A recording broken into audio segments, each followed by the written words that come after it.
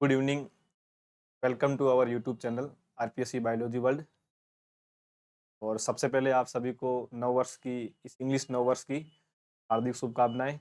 और मैं उम्मीद करता हूं कि इस साल आप सभी के लिए आपका जो भी टारगेट है उस टारगेट को आप अचीवमेंट करने में सफलता हासिल करें। ईश्वर भी आपका उसमें सहयोग करे। आज अपन इस वीडियो के अंदर जिस टॉपिक के बारे में बात करेंगे वो टॉपिक अपना है कि जब से आरपीएससी फर्स्ट ग्रेड आरपीएससी ने अपना जब से कैलेंडर जारी किया है, उस कैलेंडर के अंदर आरपीएससी ने अपने एग्ज़ाम डेट दी है। तो उसके बाद से मैं ग्रुप के अंदर या कहीं किसी ने मुझे भी पूछा या कोई और किसी के टच में है तो वहाँ पर भी हर किसी को सभी पूछ रहे हैं कि बायोलॉजी से संबंधित जो स्टूडेंट जो आरपीएससी फर्स्ट ग्रेड बायोलॉजी की तैयारी कर रहे हैं, उन बच्चों के क्वेश्चन आ रहे थे। तो उसको लेकर आज अपन ये वीडियो बनाएँगे और इसके अंदर अपन किस-किस पॉइंट के ऊपर ध्यान रखेंगे। और वैसे ये जो क्वेश्चन है ये मैक्सिमम उन बच्चों के अंदर होती है जो फर्स्ट टाइम किसी एग्जाम की तैयारी कर रहे हैं। स्पेशल अभी मार्केट के अंदर बायोलॉजी से संबंधित इतना हमारे को मतलब मटेरियल नहीं मिल पाता है, न ही इतना हमें कोई गाइडेंस मिल पाता है।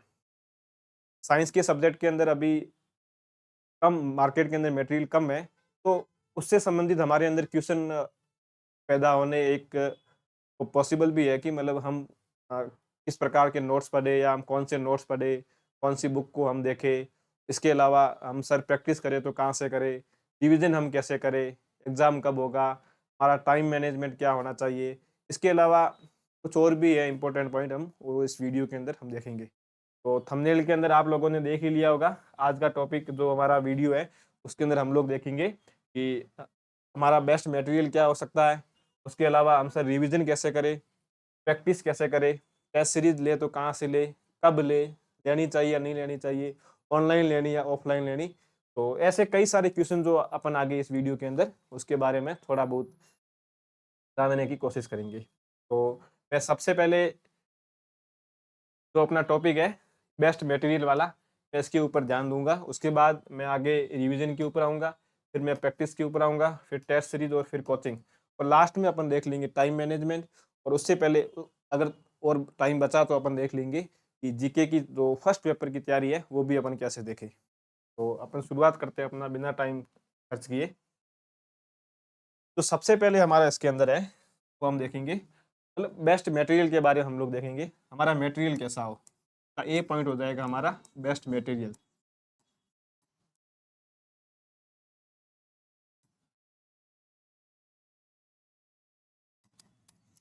हमारा मटेरियल कैसा होना चाहिए, तो हमारे मटेरियल के बारे में हम लोग यहाँ पे देखेंगे।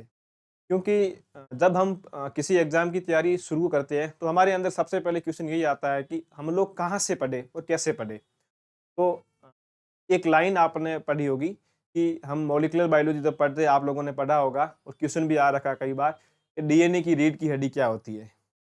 ये मैं बात यहाँ पे इसलिए कह रहा हूँ, इसका यहाँ से लॉजिक है। डीएनए की रीढ़ की हड्डी क्या होती है, तो आप सभी को पता होता है, जो उसकी 5 कार्बन की पेंटोस शुगर होती है, उसके साथ में जब फॉस्फेट ग्रुप ऐड होता है, तो इन दोनों को मिला के हम डीएनए की रीढ़ की हड्डी कहते हैं। उसी प्रकार से अगर आप बायोलॉजी के लिए तैयारी कर रहे हो, तो बायोलॉजी के लिए अगर रीढ़ की हड्डी कोई बुक है, तो वो मैं उसको लिखूँगा एनसीईआरटी। तो सबसे पहले मैं हमेशा एनसीईआरटी के ऊपर आऊँगा, एनसीईआरटी। इसके साथ में अगर आप आरबीएसई पढ़ना चाहते हो, तो पढ़ सकते हो, आरबीएसई। एनसीईआरटी और हमारे आरबीएसई हो गई। अब इन दोनों में फ़र्क क्या है सर? तो इन दोनों के अंदर जो मेन डिफरेंट मैं बता देता हूँ, आरबीएसई के अंदर जो मैटर है वो एनसीईआरटी से थोड़ा ज़्यादा है। दूसरी बात क्या है? एनसीईआरटी की लैंग्वेज थोड़ी टफ है, आरबीएसई की लैंग्वेज थोड़ी सिंपल है। बाकी आप एनसीईआरटी पढ़ रहे हो, तो आरबीएसई पढ़ने का टाइम है तो पढ़ लेना, कोई ज़रूरत नहीं है। अगर आप आरबीएसई पढ़ रहे हो, एनसीईआरटी अगर पढ़ सको तो पढ़ लेना, क्योंकि आरबीएसई के साथ में अगर बाई चांस कोई ऑब्जेक्शन लगाओगे आप जब एग्ज़ाम होने के बाद में किसी क्वेश्चन के ऊपर आपको आपत्ति लगानी है, तो उस आपत्ति के अंदर एनसीईआरटी वाला होगा वो माना जाएगा। तो ये तो मैं उम्मीद करता हूँ कि आप जो भी तैयारी कर रहे हो, आप सभी इन बुकों का आपको पता ही होगा, क्योंकि एनसीईआरटी मैंने कहा रीढ़ की हड्डी है बायोलॉजी लेक्चरर बनने के लिए। उसके बाद मैं आ जाऊँगा आपकी नीट मॉड्यूल के ऊपर। नीट के मॉड्यूल्स हमारे पास यहाँ पे 2 ऑप्शन आते हैं, क्योंकि मार्केट के अंदर आपको नीट के मॉड्यूल कई सारे मिलेंगे। तो उसके अंदर मैं आपको बताऊँगा कि हमें कहाँ तक कौन से मॉड्यूल को यूज़ में लेना है, हम उसके बारे में यहाँ देखेंगे। तो हमारे पास एक ऑप्शन आता है, हमारे पास है नीट के अंदर एक एलएन के आते हैं हमारे पास, हमने सभी ने देख रखे होंगे एलएन के। और दूसरा, पहले मैं एलएन के बारे में बता देता हूँ आपको। एलएन के जो अभी वर्तमान के अंदर जो मॉड्यूल चल रहे हैं, जो प्रेजेंट टाइम के अंदर जो मॉड्यूल चल रहे हैं एलएन के, वो मॉड्यूल केवल एनसीईआरटी बेस के ऊपर है। जो न्यू वाले मॉड्यूल है, ये मैं न्यू लिख लेता हूँ। एलएन के जो अभी वाले मॉड्यूल है, जो न्यू मॉड्यूल है, वो केवल एनसीईआरटी के ऊपर डिपेंड है। कहने का मतलब ये कि उस मॉड्यूल के अंदर केवल एनसीईआरटी तक ही लाइनें, मतलब एनसीईआरटी तक ही मैटर को शामिल किया गया है। अब जो अगर आप में से किसी के पास अगर एलएन के ओल्ड वाले मॉड्यूल हो, सर ओल्ड वाले भी कौन से, 2015-18 के बीच में, इस 15 से पहले वाले हैं तो बहुत ही अच्छी बात है, लेकिन मैं मानता हूं कि बहुत कम जनों के पास होंगे। लेकिन 15 और 18 के बीच वाले हैं, 15 से बाद वाले, या आप इसको ऐसे मान लो 18 से पहले वाले आपके पास जितने भी एलएन के मॉड्यूल है बहुत ही अच्छे हैं, क्योंकि उसके अंदर बीएससी तक को भी टच किया हुआ है। इस बात का ध्यान रखना। ये तो हमारी एलएन की बात खत्म हो गई। अगर अब कोई एनसीईआरटी पढ़ने में किसी को दिक्कत हो रही है, क्योंकि थोड़ी एनसीईआरटी की लैंग्वेज थोड़ी टफ है, तो आप जो एलएन के जो अभी वाले मॉड्यूल जो मार्केट में चल रहे हैं, जो एलएन इंस्टीट्यूट के अंदर चल रहे हैं, आप उन मॉड्यूल को पढ़ सकते हो। वो मॉड्यूल पूरे एनसीईआरटी के ऊपर बेस है। अब मॉड्यूल बिल्कुल एलएन के छोटे हो गए हैं, लेकिन इस बात का ध्यान रखना, आप केवल इस एलएन के मॉड्यूल के ऊपर डिपेंड नहीं रह सकते हो। हाँ, लेकिन अगर आपके पास ओल्ड वाले मॉड्यूल है, 2015 से पहले वाले है या 15 से 18 के बीच वाले है, उन मॉड्यूल के अंदर थोड़ा एनसीईआरटी से ज्यादा समझाया हुआ है। ये तो हमारा हो गया पहला एलएन। एलएन के बाद मैं दूसरा बताऊंगा सीएलसी। ये भी एक सीकर के अंदर नीट का इंस्टीट्यूट है। सीएलसी के जो मॉड्यूल है वो मुझे एलएन से भी अच्छे लगे हैं। सीएलसी के जो 2020 से पुराने वाले मॉड्यूल है, 2020 से पुराने वाले मैंने देखे हैं, अभी वाले मैंने नहीं देखे हैं। तो जो पुराने वाले मॉड्यूल है आप लोग सीएलसी के, वो आप देख सकते हो, काफी अच्छे मॉड्यूल है सीएलसी के भी। तो फायदा हमें क्या होता है, वैसे ये मॉड्यूल नीट के लिए आते हैं, लेकिन हमारे यूजफुल है तो हमें यहाँ से इन मॉड्यूल को देखना चाहिए, नंबर एक बात। दूसरी बात ये है कि इस मॉड्यूल के अंदर ये जो नीट के नोट्स होते हैं, ये हमें एक सीक्वेंस के अंदर एक नोट्स के टाइप में मिल जाते हैं। तो हमारे को एक टाइम खर्च नहीं होता हमें नोट्स बनाने में, और हमारे को एक ही जगह पर पूरा का पूरा मैटर मिल जाता है बॉटनी और जूलॉजी का, कहने का मतलब पूरी बायोलॉजी का। ये हो गई सीएलसी के। अब अगर तीसरा ऑप्शन मैं बताऊं, तो उदयपुर के अंदर एक एसेंड करके कोचिंग है। उदयपुर में एक एसेंड कोचिंग है। अगर उसके भी अगर आपके पास मॉड्यूल है, वो मॉड्यूल में मुझे इन दोनों से भी बेस्ट लगते हैं। एसेंड के मॉड्यूल एलएन और सीएलसी दोनों से भी कई गुना बेस्ट है। लेकिन ये मॉड्यूल हर किसी के पास नहीं है, केवल उदयपुर में ही आप उसकी जो मेन ब्रांच है वहां जाके ले सकते हो। लेकिन अगर आपके पास एलएन के पुराने वाले मॉड्यूल है, सीएलसी के 2020 से पहले वाले मॉड्यूल है, और एसेंड के जो अभी चल रहे हैं या जो पुराने मॉड्यूल आपके पास हो, तो काफी अच्छे मॉड्यूल है। तो ये हमारी बात हो गई। नंबर एक पॉइंट हमारी एनसीईआरटी, उसके साथ में हमारी एलएन आ गई। अब मैं इसके साथ लिख रहा हूं BSc book, BSc books, BSc book, BSc book. लेकिन ध्यान रखना सम टॉपिक के लिए, सम टॉपिक्स।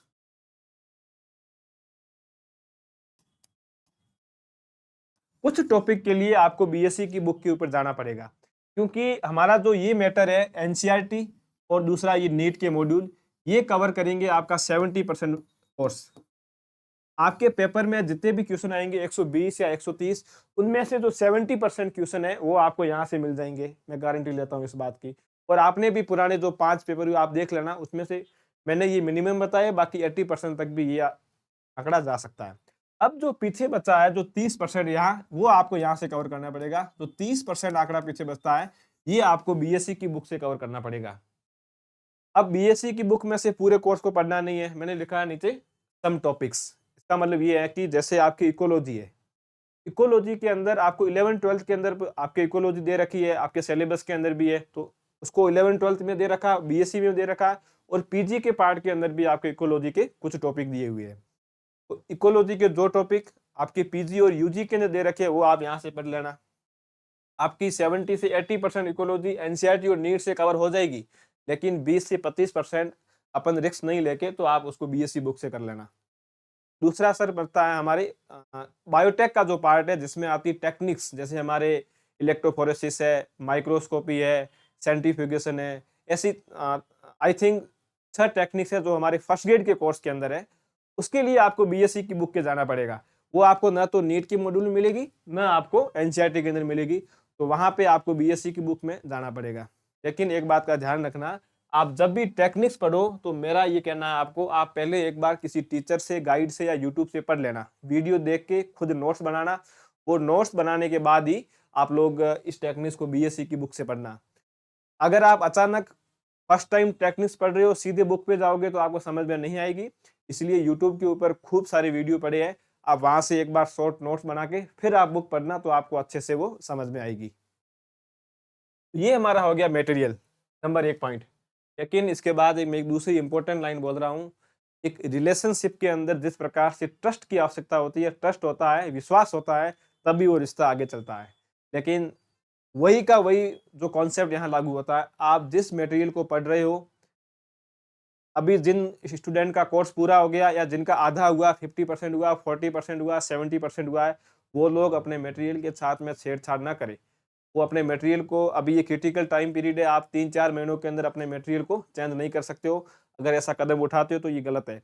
जो भी आपके पास मैटर है उस पे विश्वास करो। आप चाहे किसी कोचिंग के नोट्स पढ़ रहे हो, आप किसी कोचिंग से ऑफलाइन पढ़ रहे हो, ऑनलाइन पढ़ रहे हो, आप कोई बुक पढ़ रहे हो, आप भले किसी नीट के मॉड्यूल्स पढ़ रहे हो, आप भले बीएससी की बुक आरबीएससी पढ़ रहे हो, भले अलका पब्लिकेशन पढ़ रहे हो, जहाँ से भी आप पढ़ रहे हो, लेकिन उस मैटर के ऊपर अपना ट्रस्ट रखना। क्योंकि ये क्वेश्चन, मतलब जो भी एग्जाम, कोई भी एस्पिरेंट अगर एग्जाम की तैयारी कर रहा है तो हमारे मन में ये क्वेश्चन एक स्वाभाविक आता है कि क्या मैं जो मैटर पढ़ रहा हूँ उस मैटर से मेरे जो बायोलॉजी की नैया वो पार लगेगी या नहीं लगेगी। ये क्वेश्चन हमारे माइंड के अंदर आता है, ये सभी के माइंड में आता है। जो भी तैयारी कर रहा है, चाहे वो कितना भी अच्छा नोट्स, कितना भी वेल नोट्स क्यों नहीं पढ़ रहा हो, लेकिन ये क्वेश्चन हमेशा माइंड में आता है। इसका आंसर एक ही है, आप ऐसे करना, जैसे कोई टॉपिक आपने पढ़ा सेल बायोलॉजी, आप सेल बायो के 100 प्रैक्टिस क्वेश्चन उठाना, किसी भी रैंडमली किसी भी बुक से, आपके फर्स्ट ग्रेड लेवल के हो, आप उनको सॉल्व करना। अगर उनमें से 90% या 85 से ऊपर अगर क्वेश्चन सॉल्व हो रहे हैं आपके नोट्स से, इसका मतलब आपका नोट्स जो है वो सफिशिएंट है आपकी बायोलॉजी के नैया को पार लगाने में। लेकिन वो मैटर अगर 70% से नीचे आ रहा है, 70% क्वेश्चन सॉल्व हो रहे हैं, 30% नहीं हो रहे, तो थोड़ा बहुत आपको अपने मैटर के अंदर और कुछ चीजें ऐड करने की आवश्यकता पड़ेगी। तो इसलिए अभी जो भी आप मैटर पढ़ रहे हो उसके ऊपर पूरा विश्वास रखना, उसके साथ बिल्कुल भी छेड़छाड़ मत करना। अगर अब छेड़छाड़ करोगे तो फिर वो आपके लिए हानिकारक होगी। और जो न्यू पढ़ रहे हैं, एक बात और बता दूं कि किसी को ये लग रहा होगा कि मैंने यहाँ पे ये मैटर बताया, कोई और कुछ नया पढ़ रहा होगा, कुछ भी नया नहीं है। कोई कोचिंग से पढ़ रहा है तो कोचिंग के अंदर भी यही मैटर पढ़ाया जा रहा है, कोई सेल्फ पढ़ रहा है तो उसके अंदर भी यही मैटर पढ़ाया जा रहा है। और अगर कोई पेपर बनाएगा जब आरपीएससी वाला जो जो प्रोफेसर, वो भी यहीं से पेपर बनाएगा। तो एनसीईआरटी, नीट के मॉड्यूल और बीएससी की बुक से कुछ टॉपिक कर लेना, उससे बाहर आपका पेपर नहीं जाने वाला है। तो मतलब जो मैंने अभी कहा कि आप ट्रस्ट बनाए रखना अपने मैटर के ऊपर। जिस दिन आपका ट्रस्ट हट गया आपके मैटर के ऊपर, तो आप अच्छे से पढ़ नहीं पाओगे। रात को भी सोते हुए सोचोगे कि मैं जो आज सुबह पढ़ के अभी सोया हूँ, अभी क्या मेरा वो मैटर, उस मैटर से मेरे क्वेश्चन बनेंगे या नहीं बनेंगे। इस ट्रस्ट को बनाए रखना अपने मैटर के ऊपर। तो ये हमारा हो गया बेस्ट मटेरियल के बारे में। अब फिर आगे हम देखेंगे हम रिवीजन कैसे करें। अगला हमारा पॉइंट आता है रिवीजन के बारे में। हम रिवीजन कैसे करें। तो मैं मानता हूं कि सिलेक्शन के अंदर हमारा जो पहला पॉइंट था बेस्ट मटेरियल, वो इतना इंपॉर्टेंट नहीं है जितना इंपॉर्टेंट रिवीजन और प्रैक्टिस है। अब ये क्यों इंपॉर्टेंट है अपन लोग वो देखेंगे कि रिवीजन और प्रैक्टिस हमारा सिलेक्शन कैसे फिक्स करते हैं। अब हम वो यहाँ थोड़ा देखेंगे, लेकिन उससे पहले मैं रिवीजन का एक मेथड बता देता हूँ, आप उस हिसाब से करना। 3 दिन आप इस मेथड को यूज करना। अगर आपको बेनिफिट नहीं लगे तो आप मुझे बताना, लेकिन मैं दावे के साथ में कह सकता हूँ जिस मेथड से आप अभी रिवीजन कर रहे हो वो रिवीजन का वास्तविक मेथड नहीं है। अगर आप जो भी मैं बताऊंगा उस मेथड से करोगे, वो वो रिवीजन का मेथड आपके लिए काफी बेनिफिशियल होगा। अभी मैं पहले वो बताता हूँ जिस रिवीजन के मेथड से 90% बच्चे उस हिसाब से रिवीजन कर रहे हैं। मैं ऐसे एग्जांपल के तौर पे मान रहा हूँ आज 1 तारीख है, कल 2 तारीख है, परसों 3 तारीख है, परसों 4 तारीख है, ये हमारी डेट है। मैंने टॉपिक पढ़ना शुरू किया मौलिक, मैं मानता हूँ मैंने इकोलॉजी पढ़नी शुरू की। मैंने 1 तारीख, आज जैसे 1 तारीख है, मैंने जैसे आज 1 तारीख को मैंने इकोलॉजी सुबह 8 से 10 या जो भी आपका टाइम हो, मैंने 2 घंटे आज इकोलॉजी पढ़ी। तो मैंने 2 घंटे के अंदर मैं मानता हूँ 1 से लगाकर 10 पेज पढ़ लिए, एक उदाहरण के तौर पे। अब हम लोग क्या करते हैं, अगले दिन जब हम 2 तारीख को वापस मैं कल इकोलॉजी पढ़ूंगा तो मैं इन 10 पेज को छोड़ दूंगा, मैं आगे से पढ़ूंगा, 11 से 20 पढ़ूंगा। फिर अगले दिन मैं 3 तारीख को क्या करूंगा, मैं 20 से आगे पढ़ूंगा, 30 पेज को पढ़ूंगा। फिर अगले दिन मैं 31 से पढ़ूंगा 40 पेज को। तो वर्तमान में 90% बच्चों का रिवीजन करने का यही तरीका है और ये सबसे खराब तरीका है। इसका कारण क्या है? आप पैसिव माइंड से रिवीजन कर रहे हो, न कि आपके एक्टिव माइंड से रिवीजन कर रहे हो। आपके न्यूरॉन के ऊपर यहाँ कोई फर्क नहीं पड़ रहा है। इस रिवीजन मेथड से आपके न्यूरॉन पे कोई फर्क नहीं पड़ेगा। अब मैं मेरे वाला तरीका बताता हूँ, आप इस तरीके से करना। केवल 3 दिन आप करके देखना, अगर आपको उसमें फर्क नजर नहीं आए, आपके न्यूरॉन अपने आप आपको बता देंगे कि आपके रिवीजन के तरीकों को चेंज करने से आपकी मेमोरी के ऊपर कितना फर्क पड़ा है। ये तो 90% बच्चों का है जो मार्केट के अंदर है। अब मैं आपको वापस दूसरा तरीका बता रहा हूँ। ये जैसे हमारी 1 तारीख है, ये 2 तारीख है, ये हमारी 3 तारीख, ये 4 तारीख। मैंने जैसे इकोलॉजी पढ़ना शुरू किया, मैंने इकोलॉजी के फर्स्ट दिन 1 से लगाकर 10 पेज पढ़े। मुझे ये पेज पढ़ने में, जैसे मैं मानता हूँ मुझे 2 घंटे या 1 घंटा या 1.5 घंटा, मैं मानता हूँ मुझे 1 घंटा लगा। मैंने 1 घंटा इकोलॉजी का रिवीजन किया और उस 1 घंटे के अंदर मैंने 10 पेज पढ़े।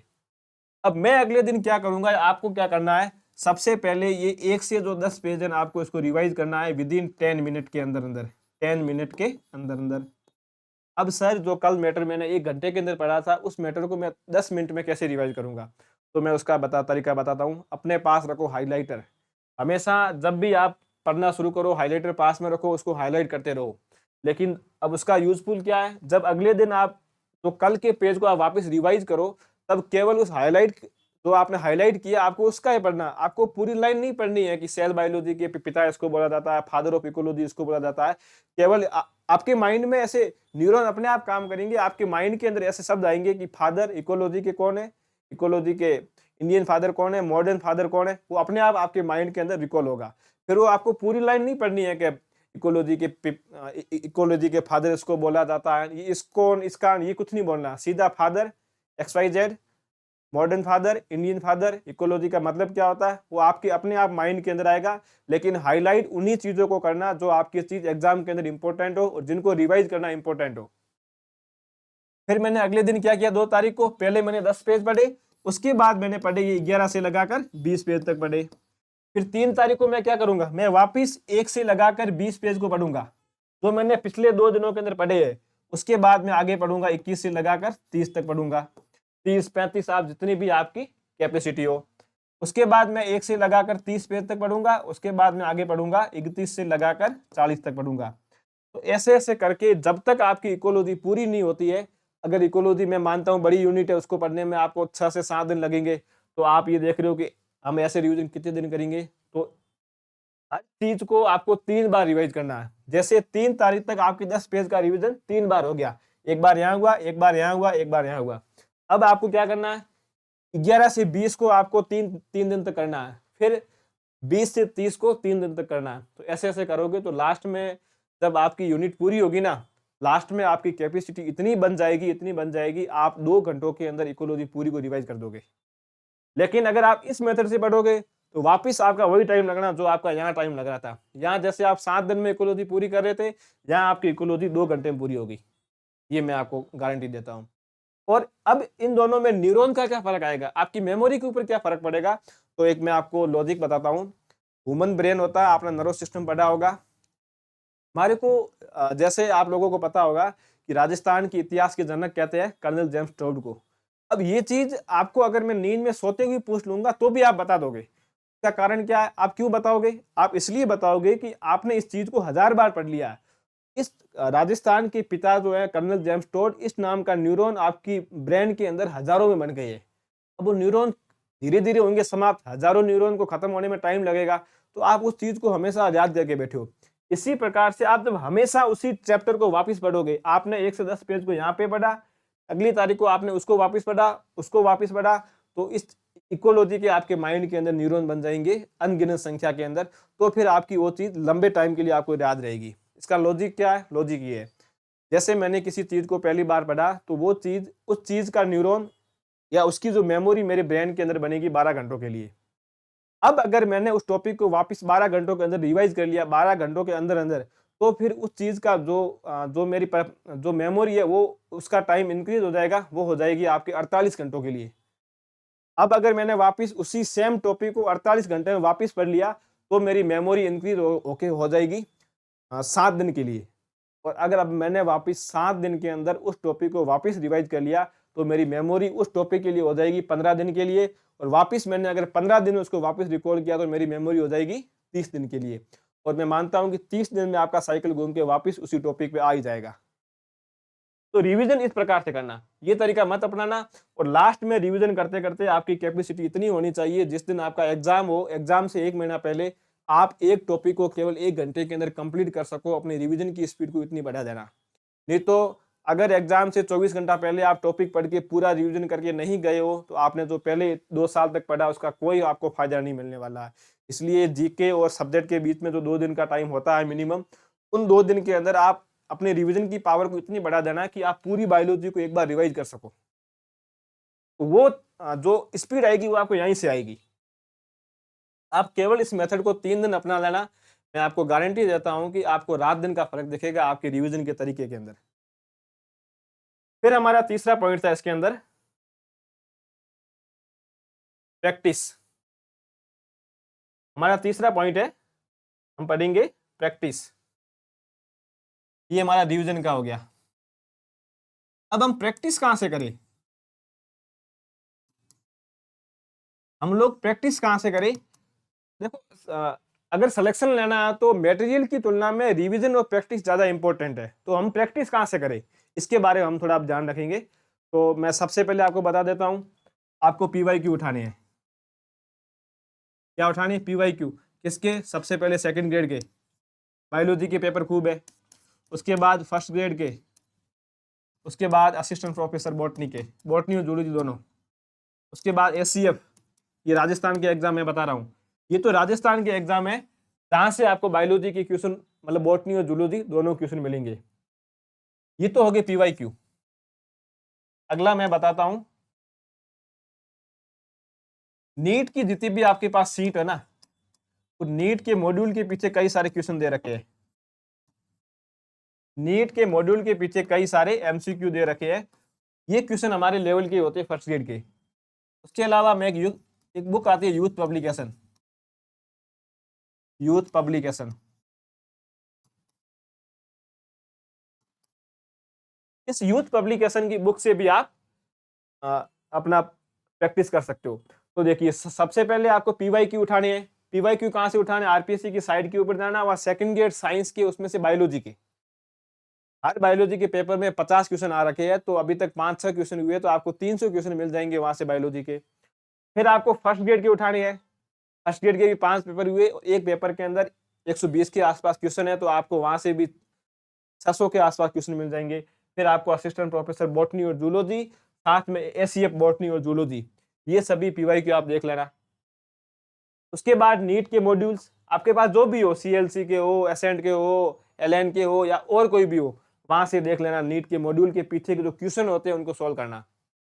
उसके बाद आती है यूथ पब्लिकेशन की बुक आती है, बॉटनी और जूलॉजी दोनों के अंदर आती है, बाईलैंग्वेज आती है, इंग्लिश की भी आती है, हिंदी की भी आती है। उसके अंदर जो भी क्वेश्चन है वो देख लेना। थोड़ी सी इस क्वेश्चन में कहीं कहीं मिसप्रिंट भी है, कहीं कहीं थोड़ी 1% 2% गलतियां भी है, उनको भी आप देख लेना, ध्यान रखना उनका। अब देखो, प्रैक्टिस का क्या फायदा? हम प्रैक्टिस क्यों करते हैं? अगर किसी स्टूडेंट ने पूरा रिवीजन कर लिया है, 50 बार सिलेबस को रिवाइज कर लिया है, लेकिन उसका सिलेक्शन नहीं हो रहा, तो उसका कारण एक ही है, प्रैक्टिस नहीं है। और जब तक प्रैक्टिस नहीं होगी, तब तक आपके मन के अंदर से डर नहीं निकलेगा, जो डर अपने एग्जाम हॉल के अंदर होता है कि जैसे ही हमारा पेपर हमारे एग्जाम हॉल के अंदर आएगा, हमारे एग्जाम रूम के अंदर आएगा, हमारे मस्तिष्क में एक ही क्वेश्चन आता है कि पहला क्वेश्चन मेरे क्या आएगा, फर्स्ट क्वेश्चन मेरे क्या आएगा। वो डर है हमारा। वो डर क्यों आता है? हम लोग एमसीक्यू सॉल्व करके नहीं जाते हैं, हम लोग प्रैक्टिस करके नहीं जाते हैं, हमारे मन में तब डर आता है कहीं मैं नेगेटिव मार्किंग के चक्कर में गलत ऑप्शन टिक नहीं कर लूं। तो प्रैक्टिस, इतनी प्रैक्टिस करनी है कि एक फॉर्मूला और भी है, लॉजिक, एक बात और भी आती है। आप किसी एग्जाम में अगर सिलेक्शन लेना चाहते हो, कम से कम आपको 10,000 क्वेश्चन सॉल्व करने हैं। किसी, जैसे आप, मैं बायोलॉजी की बात कर रहा हूँ, आपके एग्जाम से पहले आपको बायोलॉजी के 10,000 क्वेश्चन सॉल्व करके जाने हैं। भले यूट्यूब से करो, भले किसी बुक से करो, आप टेस्ट सीरीज से करो, कहीं से भी करो।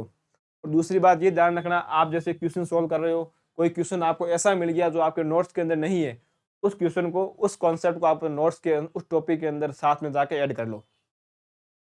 और इस जितना प्रैक्टिस करोगे उतना आपके अंदर से डर भाग जाएगा क्वेश्चन सॉल्व करने का, तो फिर उसका फायदा अपन को मिलता है एग्जाम हॉल के अंदर। दूसरा फायदा बता रहा हूँ प्रैक्टिस करने का, नेगेटिव मार्किंग कम होगी, आपकी हैबिट बन जाएगी। आपकी हैबिट बन जाएगी क्वेश्चन को सोल्व कैसे करना है। वो तब आएगा जब आप अधिक से अधिक प्रैक्टिस करोगे। और मैं 10,000 क्वेश्चन का बोल रहा हूँ। अब किसी के मन में ये क्वेश्चन आ रहा होगा कि 10,000 क्वेश्चन हम कैसे सोल्व करेंगे, 10,000 एक बड़ी संख्या होती है। तो मैं एक सिंपल तरीका बताता हूँ। पूरे दिन में जिस भी टाइम आपका पढ़ने का मन नहीं हो, और अमूमन मैक्सिमम विद्यार्थियों का वो टाइम होता है शाम को खाना खाने के बाद का। अगर कोई 10 बजे सोता है तो 9 से 10 के बीच का, शाम को सोने से 1 घंटा पहले हमेशा किसी बुक से अपने क्वेश्चन को सोल्व करना है, एमसीक्यू को। 1 घंटे में आप जब अभी जब आप शुरुआत करोगे तो आप 1 घंटे में 50-60 क्वेश्चन सोल्व करोगे, 50 या 60। लेकिन धीरे-धीरे 10-15 दिन बाद में आपकी स्पीड हो जाएगी 100 क्वेश्चन की। अपनी स्पीड को 100 क्वेश्चन पे लेके आना 1 घंटे के अंदर। तो फिर आपको इसका फायदा मिलेगा टाइम मैनेजमेंट के अंदर, एग्जाम हॉल के अंदर भी उसका आपको फायदा मिलेगा। तो प्रैक्टिस करना जरूरी है। सिलेक्शन के लिए रिवीजन प्लस प्रैक्टिस दोनों इंपॉर्टेंट है। मटेरियल सब अलग अलग पढ़ते हैं, उसका कोई फर्क नहीं पड़ता, लेकिन पेपर के अंदर क्वेश्चन आपके मटेरियल से भी आएगा, किसी और के मटेरियल से भी आएगा। और एक आपने कभी सोचा होगा, एक जैसे कोई कोचिंग है या कोई क्लासरूम है, या आपका फ्रेंड होगा, कि आपका फ्रेंड और आप दोनों सेम मटेरियल पढ़ रहे हो, लेकिन आपके फ्रेंड का सिलेक्शन हो रहा है या आपका नहीं हो रहा, या आपका सिलेक्शन हो रहा है आपके फ्रेंड का सिलेक्शन नहीं हो रहा है। उसके पीछे कारण क्या होता है? भाई मटेरियल तो दोनों के पास सेम है। एक क्लासरूम के अंदर जो 50 बच्चे पढ़ रहे हैं, तो 50 बच्चों के पास मटेरियल तो सेम ही है, लेकिन जो उनमें से सिलेक्शन 50 का नहीं होता, 5-6 का ही होता है। उसका रीजन क्या है? उसका रीजन ये है, उन 5-6 बच्चों ने उस 10,000 या 5-6 हजार क्वेश्चन की प्रैक्टिस की है, लेकिन दूसरे वालों ने 1000 क्वेश्चन की प्रैक्टिस की है। उस आपके फ्रेंड ने, उस फ्रेंड ने उसी नोट्स को, जो नोट्स आपके पास है, उसने उसको 10 बार रिवाइज किया, लेकिन आपने उसको 2 बार रिवाइज किया। तो ये डिफरेंट आता है ना, ये 5-6 क्वेश्चन का फर्क होता है, और 5-6 क्वेश्चन अपनी रोटी आपकी फिक्स कर लेते हैं। तो 5-6 रोटी का खेल ही है, 5-6 क्वेश्चन का ही खेल है। तो इसलिए मैं कह रहा हूँ, जो जितना ज्यादा प्रैक्टिस करेगा वो इतना ज्यादा दक्ष हो जाएगा, जो जितना ज्यादा रिविजन करेगा वो इतना ज्यादा ही दक्ष हो जाएगा इसमें। तो पीवाईक्यू मिला देना। अब मैं बात करता हूँ पीवाईक्यू कितने इंपॉर्टेंट मैं बताता हूँ। अभी कल परसों 29 तारीख को सेकंड ग्रेड संस्कृत शिक्षा का एग्जाम हुआ। आप बायोलॉजी के क्वेश्चन उठा के देख लेना, मैंने देखे थे 50 में से 45 क्वेश्चन पीवाईक्यू है। 50 में से 45 क्वेश्चन पीवाईक्यू, जिसमें से 15 क्वेश्चन राजस्थान की पीवाईक्यू है। जो राजस्थान मैंने बताया ना, second grade, first grade, assistant professor और एसीएफ, इनमें से 10 से 15 क्वेश्चन आ गए पीवाईक्यू। बाकी के जो 25 से 30 क्वेश्चन है वो कोई यूपी पीजीटी में आया हुआ है, कोई किसी और एग्जाम में आ रखा है। तो 45 क्वेश्चन मुझे पीवाईक्यू मिले हैं 50 में से। इसलिए मैं कह रहा हूँ, अब किसी के मन में ये आ रहा होगा कि सर हम यूपी के पीवाईक्यू कैसे सोल्व करें, वो कैसे करें। तो ऐसा कोई करना कोई जरूरी नहीं होता है। आप अगर ये क्वेश्चन मिला दोगे ना इतने, मैं मानता हूं कि नीट के अंदर कम से कम 5-6 हजार क्वेश्चन होंगे, आपको 1000 क्वेश्चन यहाँ से मिल जाएंगे, आपको 1000-2000 यहाँ से मिल जाएंगे। तो ये करके आपके क्वेश्चन 7-8 हजार से ऊपर हो जाएंगे। जब आपने 7-8 हजार क्वेश्चन मिला दोगे तो आपका हौसला एक अलग ही लेवल पे होगा। तो रिविजन प्लस प्रैक्टिस करते रहना, नहीं तो पढ़ने का कोई फायदा नहीं है। मैं ये अभी से कह रहा हूँ, थोड़ी कड़वी बात है, लेकिन मैं ये वास्तविक बता रहा हूँ। हमेशा शाम को सोने से पहले 1 घंटा प्रैक्टिस करना। 1 घंटा कर लेना खूब है। बायोलॉजी के लिए 1 घंटा कर लेना खूब है, बाकी जीके का आप अपने हिसाब से देख लेना। उसके बाद हमारा अगला आता है, डी पॉइंट है हमारा, है टेस्ट सीरीज। हम टेस्ट सीरीज कहां से ले, और अगर ले या नहीं ले, ऑनलाइन ले या ऑफलाइन ले, किस प्रकार की ले, तो इसका आंसर आपके खुद के पास होगा। नंबर 1, अगर किसी का ये क्वेश्चन है कि टेस्ट सीरीज ऑनलाइन ले या ऑफलाइन ले, इस क्वेश्चन का आंसर आपके पास है। अगर आप जहां रहते हो, आप जिस एरिया में रहते हो वहां अगर ऑफलाइन है तो फिर ऑफलाइन ले लो, और अगर ऑफलाइन नहीं है तो ऑनलाइन ले लो, कोई फर्क नहीं पड़ता है। ये अपने मतलब हर किसी का अपना अलग अलग होता है, इससे कोई फर्क नहीं पड़ता ऑनलाइन ऑफलाइन से। दूसरा, टेस्ट सीरीज किस कोचिंग के लिए, जो भी कोचिंग चल रही है उसकी ले लो। अभी जैसे अपने यहाँ राजस्थान के अंदर मैं 2 ही नाम मुझे पता है, एक प्रयास का चल रहा है, एक कलाम का। तो आपको जो भी लगे वो लो। तो अब हमको एक बात ध्यान रखना, टेस्ट सीरीज कभी नंबर लेने के लिए मत लेना। टेस्ट सीरीज केवल टाइम मैनेजमेंट, अपनी नेगेटिव मार्किंग को कम करने के लिए लेना। टेस्ट सीरीज से रैंक आ गई या रैंक भले आपकी नीचे आए, भले ऊपर आए, भले बीच में आए, कोई फर्क नहीं पड़ना है। क्योंकि टेस्ट में टॉपर रहने वाले भी मैंने देखा है, तो जिनका सिलेक्शन नहीं होता 2 गुना के अंदर भी। तो टेस्ट सीरीज को केवल अपने टाइम मैनेजमेंट और स्पेशल नेगेटिव मार्किंग को कम करने के लिए लेना। क्योंकि लास्ट में आप लोग पछताओगे जब एग्जाम देके आओगे, जब आपके क्वेश्चन गलत होंगे 20-20, 25-25। वो किस लिए आप लोग टेस्ट सीरीज को टॉप करने के लिए लेते हो, लेकिन ध्यान रहे टेस्ट सीरीज को हमेशा नेगेटिव मार्किंग को कम करने के लिए और टाइम मैनेजमेंट के लिए लेना। और जो भी आपको अच्छी लगे आप ले सकते हो, इसमें कोई ऐसा दो राय नहीं है, सभी की अच्छी होती है। फिर लास्ट पॉइंट हमारा आता है सर, कोचिंग कहाँ से लिए हम। तो ये मैं इसलिए बता रहा हूँ कि अभी भी एग्जाम का नोटिफिकेशन आने के बाद भी कुछ बच्चे पूछ रहे हैं कि कोचिंग कहाँ से ले। तो उन बंधुओं को मैं इतना ही कह रहा हूँ, अगर अब 6 महीने में कोर्स होने वाला नहीं है, कि बायोलॉजी का इतना सारा कोर्स है कि आप 6 महीने में आप उसको एक बार लिख ही पाओगे, वापस रिवीजन का कुछ नहीं है।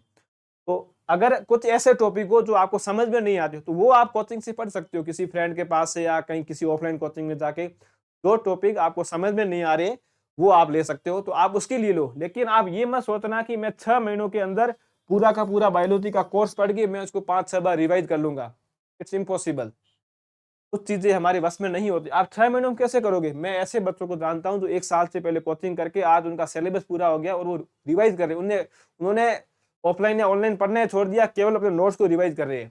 तो कोचिंग अब 6 महीनों में कभी कोर्स पूरा नहीं होगा, मैं ये पहले से बता रहा हूँ। डेट आगे बढ़ती है तो वो किसी को नहीं पता है, लेकिन इन 6 महीनों में कोचिंग लेने का आपको कोई फायदा नहीं होगा। कोचिंग से कभी सिलेक्शन नहीं होती है। कोचिंग आपको एक मार्गदर्शक देती है, आपका टाइम मैनेजमेंट कराती है कि आपकी कंटिन्यूटी बनी रहे और आपको कोई टॉपिक अच्छे से समझ में आ जाए। तो कोचिंग लेने का अभी कोई इतना दोहराव है नहीं, आप 6 महीने में कोर्स पूरा भी नहीं होगा। और वैसे कोचिंग वाले भी अभी एडिशन नहीं लेते, 6 महीनों में कोर्स होता नहीं है। लेकिन कोई ऐसा टॉपिक है जो आपको समझ में नहीं आ रहा है, तो उस टॉपिक के लिए आप ले सकते हो। उस टॉपिक को आप वहां जाके पढ़ सकते हो या ऑनलाइन अपने फ्रेंड के नोट्स लेके आप कैसे भी कर सकते हो। लेकिन फिर भी कोई कह रहा है कि सर मुझे तो पढ़ना है, कोचिंग लेनी मुझे, तो मैं ऐसे पढ़ नहीं सकता और मैं 6 महीनों में कोर्स भी कर लूंगा, रिवाइज भी कर लूंगा। तो जहां तक मैंने सुना है, मतलब मुझे जो अच्छी लगती है वो लगती है प्रयास। तो वहां पे चेतन जोशी सर पढ़ाते हैं। तो मैं किसी का प्रचार नहीं कर रहा हूँ, लेकिन मैं ऐसे बता रहा हूँ, चेतन जोशी सर वहां पढ़ाते हैं। चेतन सर वहां पे पढ़ाते हैं, जो प्रयास के अंदर पढ़ाते हैं। उनका खुद का बायो मंत्रा है। इसके अलावा एक कलाम का भी है, वो भी अच्छे है। तो मुझे अगर आप ये पूछो कि दोनों में से बेस्ट कौन सी है, तो मुझे प्रयास ठीक लगती है। बाकी मैं किसी को जानता नहीं हूँ। तो कलाम का भी अच्छा है, उनका भी मैटर कोई खराब नहीं है, उनका भी अपने फील्ड में नाम है। तो ये हमारा आज का वीडियो था। अब लास्ट में मैं एक आपको जीके का बता देता हूँ, क्योंकि हम साइंस के स्टूडेंट है और साइंस के स्टूडेंट को मैं मान के बताता हूँ, अगर आपने जीके को मैं ये साइंस वालों के लिए बात कर रहा हूं, अगर आप जीके को अच्छी तरीके से पढ़ रहे हो, हमेशा 3-4 घंटे देके आप पढ़ रहे हो, तो मैं आपको बता देता हूं दावे के साथ में आपके नंबर 80 से तो ऊपर आएंगे। अब 100 से ऊपर जाने के लिए अब आपको मैं इसके बाद ज्यादा कुछ नहीं बोलूंगा। 100 नंबर मैक्स टू मैक्स मान लो आप। 105 तक वही बच्चा जाएगा साइंस के अंदर जिसने हिंदी, इंग्लिश और गणित तीनों पढ़ के जा रहा हो, तीनों के तीनों क्वेश्चन अटेंड कर रहा हो। और मैं मानता हूं कि मैथ के क्वेश्चन 70% बच्चे मैथ पढ़ के नहीं जाएंगे, और पढ़ भी गए वहां नेगेटिव मार्किंग होगा। लेकिन इसका मतलब ये नहीं कि आपको मैथ पढ़नी नहीं है, मैथ पढ़नी है। जो सिंपल यूनिट है वहां आप उन यूनिट को आपको पढ़ना है। हिंदी आराम से पढ़ सकते हो, इंग्लिश आराम से पढ़ सकते हो। तो जिसने हिंदी, इंग्लिश, गणित छोड़ दी है, तो मैं मानता हूं कि उसके 80 नंबर तो आराम से आएंगे, अगर उसने बाकी वाला पोर्शन अच्छे से किया है। अब उसके बाद अगर आपको यहां तक जाना है, 100 तक जाना है, और 100 तक इस बार आपको जाना ही पड़ेगा। अगर सिलेक्शन लेना है बायोलॉजी के अंदर, तो बायोलॉजी में आपको जीके के अंदर आपको 100 नंबर तो लाने पड़ेंगे, क्योंकि सीटें नहीं इस बार, सीट कम है। तो आपको इधर से ये आप गैप कास्ट निकालोगे। बायोलॉजी सभी के नंबर बराबर आएंगे। सब्जेक्ट में एक बार और बता देता हूँ, कोई 5-10 नंबर का फर्क आएगा मैक्सिमम, बाकी फर्क नहीं होगा। तो डिफरेंट आएगा वो आपके जीके के अंदर आएगा। तो जीके में आप लोग कोशिश करो, ये आपके मिनिमम मार्क्स है 80 मार्क। तो अगर आपने हिंदी, इंग्लिश और गणित को नहीं पढ़ा है और आपने बाकी वाले जीके को अच्छे से किया, तो आपके 80 नंबर तो आराम से आएंगे। अब उसके बाद आपको 100 नंबर तक जाना है, 100 प्लस जाना है। तब आप 100 प्लस जाओगे, तब आप एक अच्छी कंडीशन में आ जाओगे। मैं मानता हूं कि आप अगर बायोलॉजी में जैसे 200 नंबर लेके आते हो, इधर जीके में 100 नंबर लेके आते हो, तो 300 नंबर बहुत अच्छी कंडीशन है। भले पोस्टें कितनी भी कम आ जाए, 300 नंबर अच्छे होते हैं। और ध्यान रखना, पेपर अब धीरे धीरे लेवल के बन रही है। पहले वाला पेपर आप देखो बहुत सिंपल आते थे। अभी कल वाला आपने पेपर देखा होगा, ये संस्कृत शिक्षा वाला 2nd ग्रेड का, तो उसके अंदर थ्योरेटिकल क्वेश्चन मुझे 4-5 मिले, बाकी पूरे के पूरे क्वेश्चन अंडरस्टैंडिंग थे। बॉटनी के तो, जूलॉजी की पूरी नहीं देखे, लेकिन बॉटनी के मैक्सिमम क्वेश्चन केवल 1-2 क्वेश्चन थे जो केवल आपकी मेमोरी बेस्ड थे, बाकी पूरे क्वेश्चन आपकी अंडरस्टैंडिंग के ऊपर डिपेंड करते थे। तो इसलिए ये जो अपन का आज का वीडियो था, ये अपन ने आज इसमें देख लिया और नेक्स्ट वीडियो के अंदर मैंने आपको कहा था अपन वो पीवाईक्यू सॉल्व करेंगे और ये काफ़ी हेल्पफुल होगा उन बच्चों के लिए जो फर्स्ट टाइम तैयारी कर रहे हैं।